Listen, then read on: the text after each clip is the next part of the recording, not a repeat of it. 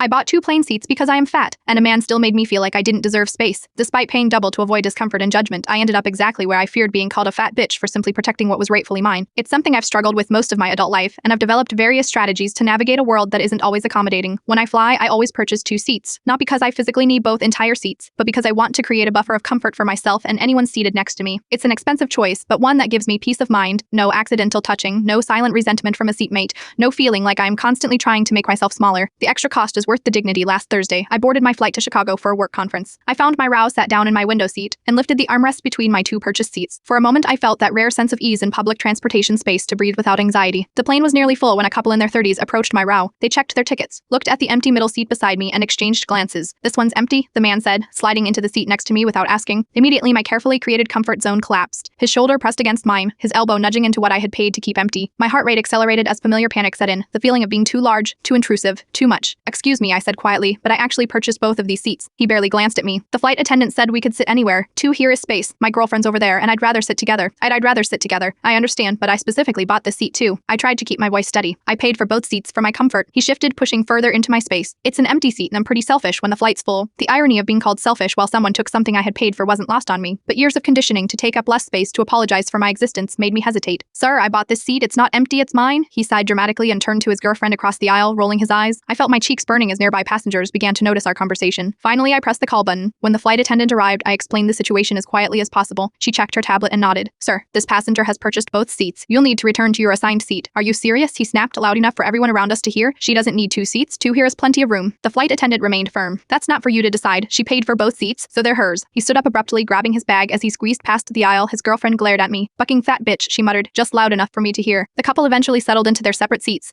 but the damage was done. I sat rigid for the entire 3-hour flight, painfully aware of the occasional glances from nearby passengers. What should have been a moment of standing up for myself had turned into exactly what I'd paid to avoid public humiliation because of my size. The worst part wasn't the confrontation itself, but the realization that even when I try to accommodate everyone by paying double, some people still believe I don't deserve the space I've purchased, as if my body type somehow invalidates my right to what I've paid for. I arrived at my conference physically exhausted and emotionally drained. When my colleague asked how my flight was, I just shrugged and said, "Fine. Some experiences are too raw to share with coworkers. Next time I'll still buy 2 seats, but I'll also bring headphones to drown out the whispers and judgment."